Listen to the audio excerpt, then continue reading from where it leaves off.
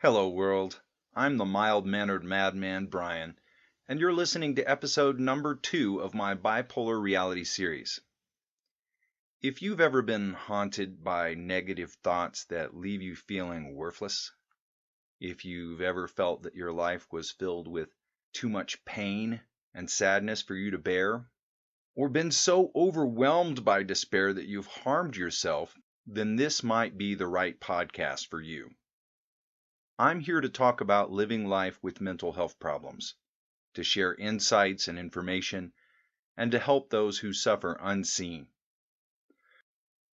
For this episode, I'll be talking about the deadliest, most insidious, and burdensome mental health problem there is: depression. I'm all too familiar with the downward spiral. All the color drains out of the world, and it turns gray. Your strength fades like you're slowly dying, leaving you feeling weak and helpless. Your body aches endlessly and your mind gets flooded by fatalistic thoughts that you can't seem to escape. It's hard to breathe. There's some unseen weight just pressing down on you. A lump in your throat that won't go away until you stop fighting back the tears and just let yourself cry. All you want to do is make the pain stop, to sleep it off or numb it by using any means necessary. I understand. It can get bad enough that death seems better than living. I've been there. Tired of fighting, lost in despair, and willing to leave it all behind just to find peace. I once let that pain convince me that death was the only way out. I was lucky. The pills I took to kill myself didn't take. It made me sick for days and ashamed for years, but I survived. After that really bad day, I committed myself to learning all that I could about my depression, so I'd never fall victim to those suicidal thoughts again. Now, when I experience depression, I understand it's not permanent, just seriously uncomfortable. I know that if I can just hold on, the depression will fade and everything will feel right again. It's something that affects all of us, yet it's everyone's least favorite topic. If you don't suffer from depression yourself, then you probably know someone who does. Unfortunately, the world has plenty of violence, heartbreak, sickness, and trauma to go around. I'm going to talk about depression in general. However, the type of depression I'm going to focus on here is clinical depression, which is chronic depression lasting longer than 2 weeks.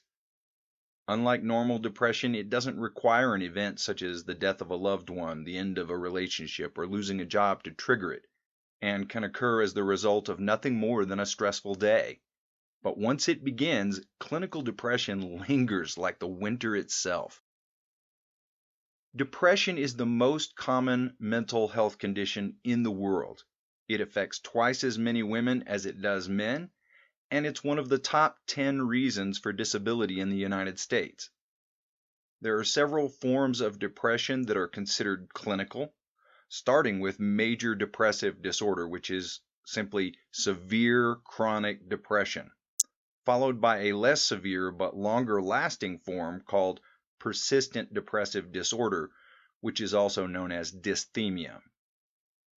Other forms are associated with specific conditions, such as my bipolar disorder, which is unique in that depression is only one part of the disorder. It can occur like a sort of biological coming down effect from a manic state, or it can occur at any time. The main difference is that bipolar depression is a balancing act between depression and mania or hypomania, which obviously makes it more difficult to treat. Those with seasonal affective disorder suffer depression mostly during the colder seasons when the days are cloudy and sunlight is rare. Following the biological and psychological impact of childbirth, many women face postpartum depression. Also, depression can be due to an adjustment disorder or even triggered by substance abuse. Regrettably, there are plenty of ways to be depressed. It's a part of the human condition even if you don't have a related disorder. That's why it's one of the most important truths about being alive. Everyone hurts. We can all understand the pain of living. It's an oddly hopeful thought, but you're never alone. Everywhere and at every moment, people are looking for ways to overcome sadness, despair, depression.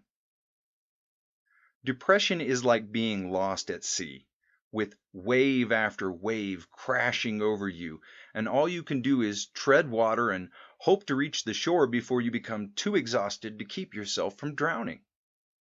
And just like treading water at sea, fighting depression is all about keeping yourself afloat. There's many ways to keep your head above the cold waters. Medications can act like flotation devices for some people and lift them out of those watery depths. Some use art and creativity to purge their pain, creating their own sorts of rafts to float upon.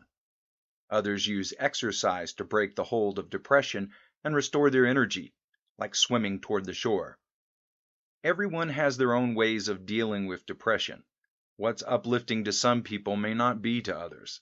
There's no one solution that works for everyone. So I'd like to talk about what I've learned about dealing with depression and maybe give you some ideas of how to cope with it.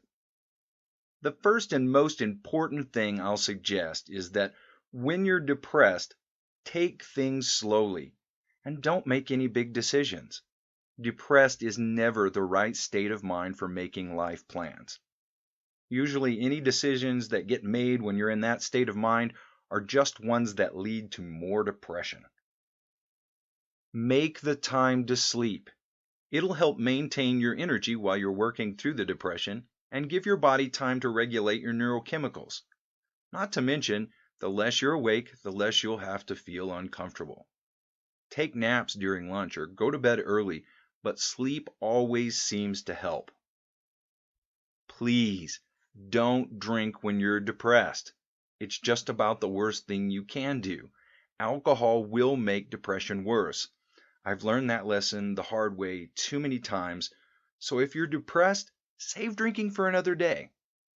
Beware of comfort eating.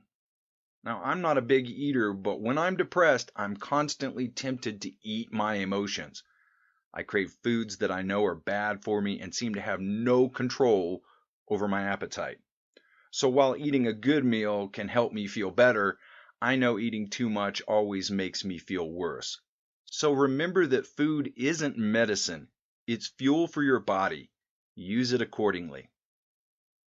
On that note, there are numerous treatments for depression, from medications to procedural therapies, not to mention dozens of over-the-counter products that can help. I highly recommend that you work with a medical professional to identify a treatment that works for you. Provided you can find the strength, exercise is the #1 doctor-recommended treatment for depression, which I know is so much more difficult when your energy is gone and you've lost the will to do anything, much less get up, get out, and sweat. Still, it's worth your time to try. Start small with whatever routine, game, or hobby you enjoy, and keep exercising like you're training to survive swimming in the open ocean, because that's the challenge of depression. And winning against the darkness requires courage and endurance, which are both things you can build by exercising regularly. My fun and easy way of getting regular exercise is dancing. No, not professional, maybe not even good, but the kind of dancing you do when you're sure no one is watching. I find myself some good, uplifting music and just dance without holding anything back. It's a great way to exercise without feeling like you're exercising. If you need some help getting outside, then why not adopt a pet? A furry friend can be just what you need to remember the simple beauty of life. Although dogs may need you to walk them regularly, sunlight has been proven to combat depression, and a good dog will help you get plenty of time in the sun. When I'm feeling sad and lonely, few things are more comforting than cuddling up with a purring cat. Pets can be there for you when you need them, when no one else can. They can take a lot of work sometimes, but the comfort they bring is worth it. Adopt a pet, and you'll not only be saving an innocent animal, you'll be saving yourself every time you realize how much you need each other. I must admit, sometimes what I need most is a hug. That's where friends and family can be priceless. If you don't have a pet or a pal around to hug, then grab a pillow. Even though it won't hug you back, it can still be comforting to have something to cling to when you're feeling lost. One of the stranger ways that I've found to cope with all the terrible thoughts and sensations that come with depression is what I call verbal vomit. It's not very pleasant, but when I feel those dark thoughts start to overwhelm me, I spit them out. I literally curse and complain out loud about everything in me that hurts. Now, as you might imagine, this makes people around me feel very, very uncomfortable. So I try to keep this behavior in check unless I'm in a safe place around people who understand that I'm not losing my mind, I'm trying to regain it. Sometimes, when that isn't enough, I scream. I try not to hurt my throat doing it, but I scream as loud as I can. Sometimes crying and complaining just doesn't cut it. You need to let go and get primal to survive the pain. Sure, try not to do this in a crowded place, but understand that you're allowed to have your emotions. Don't be too afraid or too ashamed to admit that you're hurting. Finding a way to express your pain is essential. If you just let it build up, it can explode onto whoever's unlucky enough to cross your path. Trust me, you don't want that. Seriously, having an inability to express your inner truth is a terrible reason to damage your personal relationships. So find an art form that fits you. Painting, singing, puppeteering, whatever allows you to find beauty in the world and embrace it. When I considered what I might say on this podcast about depression, I was afraid that anything I had to say wouldn't be enough. Imagine that, someone with depression struggling with confidence. But then it occurred to me, I could tell you the same things I tell myself. I can share with you the meditations of my heart. So I leave you with these words. Hope is a light that shines in the darkness and lives in the heart of every hurting soul. Feel its warmth burning inside your heart, yearning to shine brightly. You are the light. Though darkness may surround you, you shine. You are not here by accident. You are the outcome of incredible possibilities, born of stardust and brought to life to be and to live all that you are. You are the light. The darkness cannot hold you, and no one can extinguish your light. The fears that haunt you are nothing more than shadows of what might be. Let them go. Though it hurts, the pain you're feeling won't destroy you. You're far stronger than you know. You are the light. You are never alone. Shine. And as always, stay strong, live well, and don't give up. I'm the mild-mannered madman Brian, and thank you for listening.